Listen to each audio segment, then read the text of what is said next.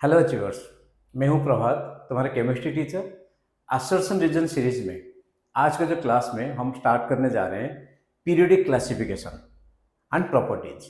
तो जैसे periodic classification और पीरियोडिक प्रॉपर्टीज दो पार्ट है, लेकिन पीरियोडिक प्रॉपर्टीज में कंटेंट ज़्यादा होता है, तो जिसकी वजह से हमने क्या किया, पीरियोडिक क्लासिफिकेशन और पीरियोडिक प्रॉपर्टीज का थोड़ा सा पार्ट आज के वीडियो में हम 20 क्वेश्चन लेके आए हैं।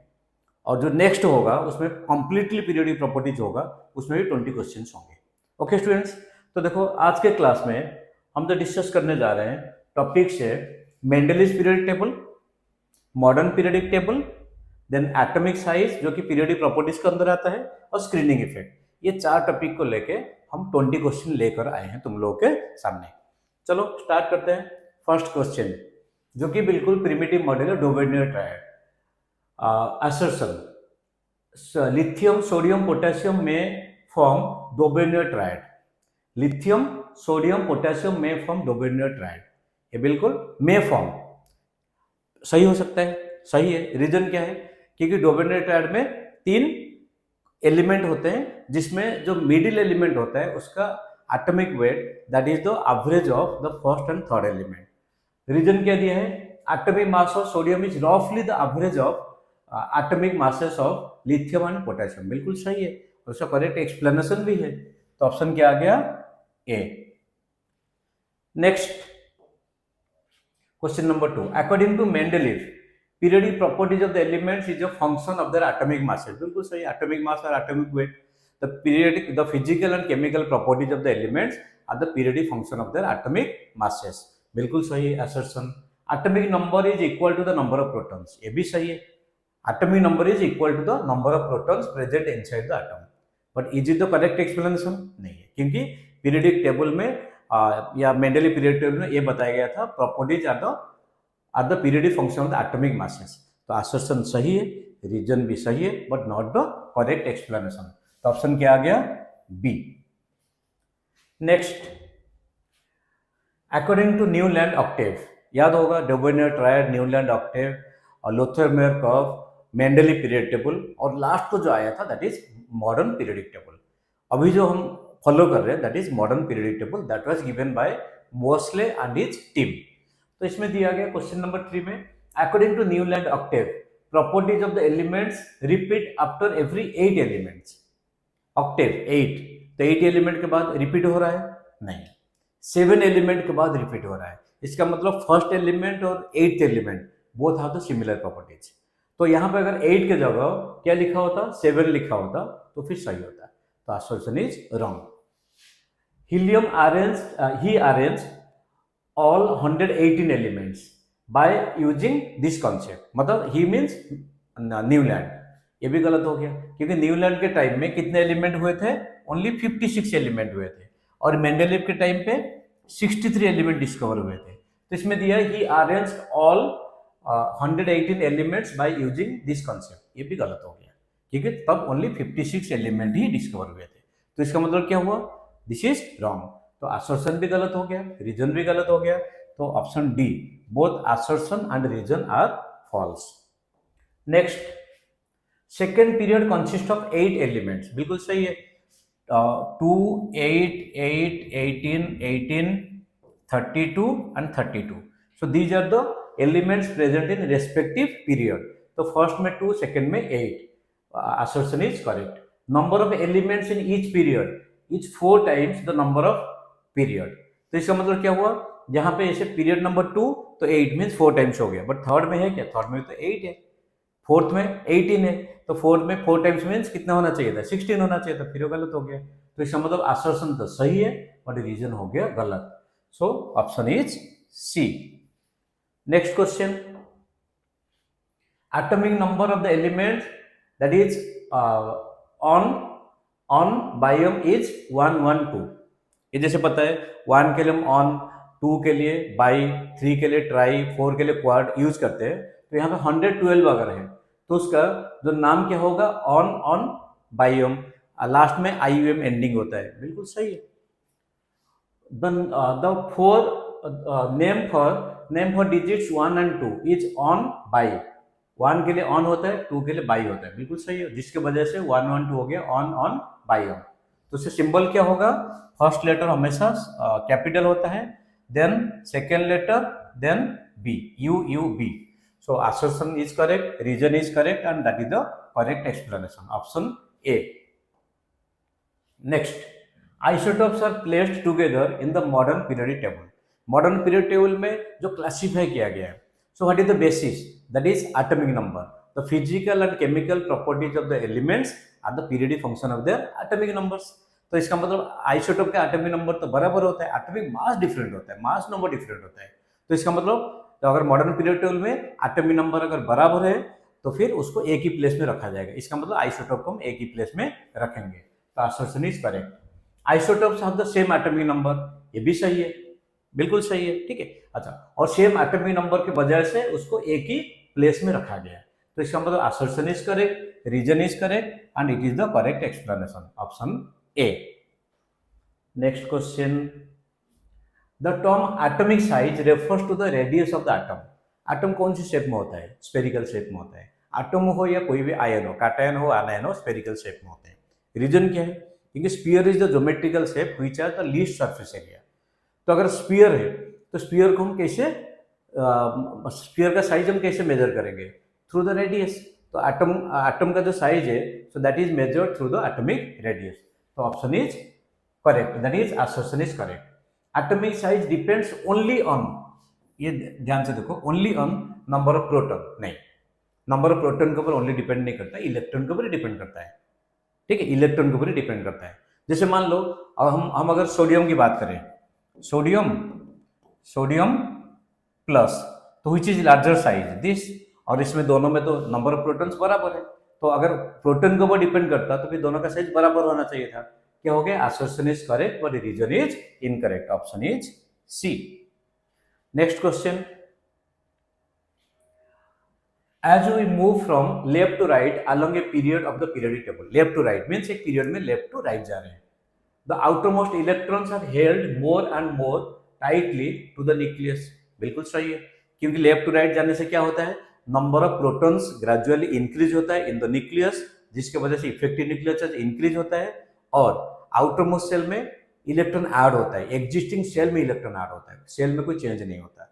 तो अगर एग्जिस्टिंग सेल में इलेक्ट्रॉन ऐड होता है और न्यूक्लियस में प्रोटॉन इंक्रीज होता है, तो उसको क्या बोलोगे, फोर्स ऑफ अट्रैक्शन इंक्रीज होता है, फोर्स ऑफ अट्रैक्शन इंक्रीज होता है.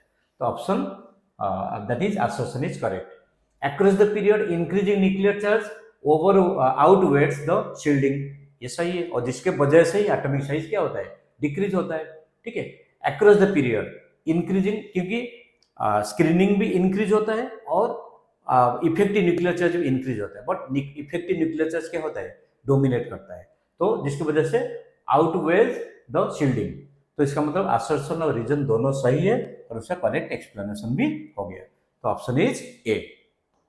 Next, noble gases exhibit very low chemical reactivity. बिल्कुल सही है, क्योंकि नोबेल गैसेस के पास स्टेबल कॉन्फ़िगरेशन होता है. अगर जिसके पास स्टेबिलिटी है वो क्यों रिएक्ट करेगा, क्योंकि नेचर है, ये नेचर का रूल है, जिसके पास स्टेबिलिटी कम होता है वो स्टेबिलिटी गेन करने के लिए किसी न किसी तरीके से रिएक्ट करने की कोशिश करता है. और नोबेल गैसेस ऑलरेडी स्टेबल है, और नोबेल गैसेस स्टेबल है तो फिर ये क्यों रिएक्ट करेंगे, तो उनका रिएक्टिविटी कम होता है. जैसे जेनॉन और क्रिप्टन कुछ कुछ कंपाउंड बनाते हैं, हीलियम, नियॉन, आर्गन जनरली कोई कंपाउंड बनाते ही नहीं है. तो the option is that is assertion is correct. Noble gases belongs to group 18 in the modern period table, ये बिल्कुल सही है. बट इसका करेक्ट एक्सप्लेनेशन हुआ तो नहीं हुआ. करेक्ट एक्सप्लेनेशन क्या होता, noble gases are less reactive due to stable electronic configuration.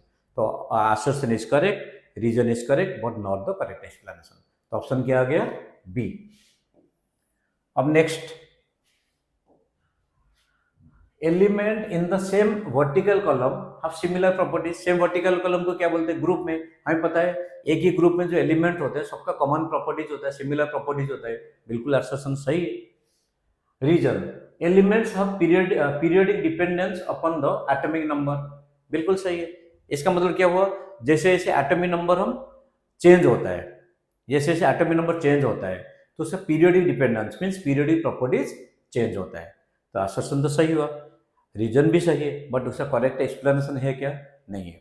Correct explanation इसमें क्या होना चाहिए था, क्योंकि एक ही ग्रुप में जो एलिमेंट्स होते हैं, those have similar electronic configuration.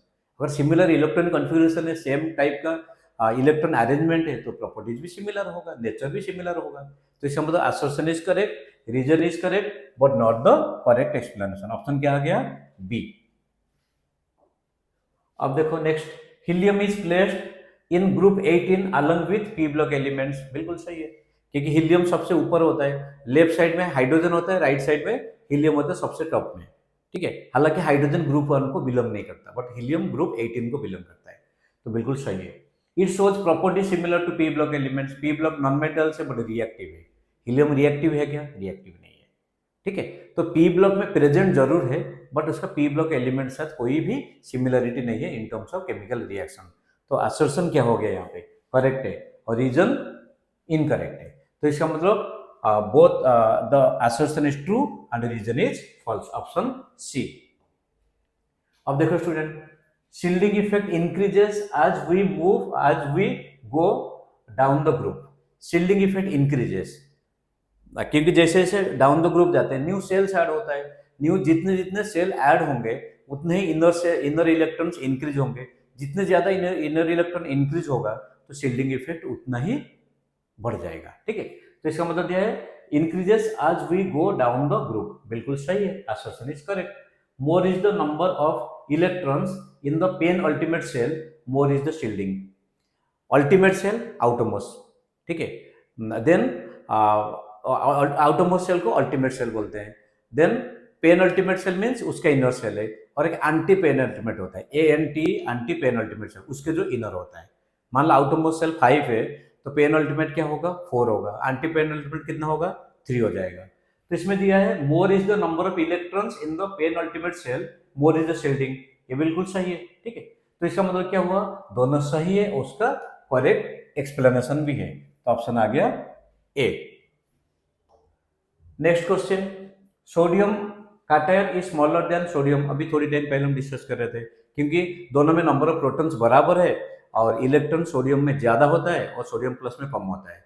तो जिसमें नंबर ऑफ इलेक्ट्रॉन ज्यादा होंगे तो उसमें इफेक्टिव न्यूक्लियर चार्ज कम होगा, जिसमें नंबर ऑफ इलेक्ट्रॉन कम होंगे उसका इफेक्टिव न्यूक्लियर चार्ज ज्यादा होगा। तो इसलिए बोला जाता है in general cations are smaller in size than the neutral atom and anions are larger in size than the neutral atom. तो assertion is correct. Na plus है same nuclear charge as sodium, ये भी सही है, nuclear charge same है। अगर nuclear charge same है तो दोनों का साइज तो बराबर होना चाहिए था, नहीं। तो यहाँ पे रीजन क्या हो, दोनों तो सही है बट करेक्ट एक्सप्लेनेशन नहीं होगा। रीजन क्या है? रीजन यहाँ पे है कि due to more effective nuclear charge in case of Na plus. ठीक है, तो assertion is correct, reason is correct but not the correct explanation. Option is B. Next, fluoride ion is larger in size at compare to fluorine atom. सही है, cation का size smaller होता है, ion का size larger होता है, क्योंकि दोनों में प्रोटॉन बराबर है। जिसमें ज्यादा इलेक्ट्रॉन होगा वहां पे इफेक्टिव न्यूक्लियर चार्ज कम होगा, लार्जर साइज होगा। बिल्कुल सही है। Electron repulsion increases because of addition of electron which results in decrease in effective nuclear charge. बिल्कुल सही है, और जिसके वजह से जो आनायन होते हैं, anions are larger in size than the neutral atom. तो assumption correct, reason is correct and correct explanation. Option A. Of next question, isoelectron species have same radii. Isoelectron species same number of electron, same radius नहीं है, बोल सकते हो comparable radius है। जैसे मान लो oxide है, फ्लोराइड है और Na प्लस है। ठीक है, तीनों आइसोइलेक्ट्रॉनिक है, तीनों में 10 इलेक्ट्रॉन्स है। अगर साइज देखोगे तो ये है। रीजन क्या है? अगर प्रोटॉन की बात करोगे 8, 9, 11, तो जहां पे ज्यादा प्रोटॉन होगा वहां पे इफेक्टिव न्यूक्लियर चार्ज ज्यादा होगा, वहां पे फोर्स ऑफ अट्रैक्शन ज्यादा होगा, जिसकी वजह से वहां पे साइज कम हो जाएगा। ठीक है, तो इसका मतलब ये हो गया गलत। They contain same number of electrons, reason सही है, isoelectron mean same number of electrons.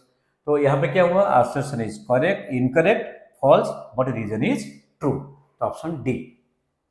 अब नेक्स्ट क्वेश्चन देखो स्टूडेंट, 15 क्वेश्चन कैसे निकल के पता नहीं चला, और इसमें जानबूझ के मैं 15 के देखो 20 क्वेश्चन लेके आया हूँ, क्योंकि कॉन्सेप्चुअल है।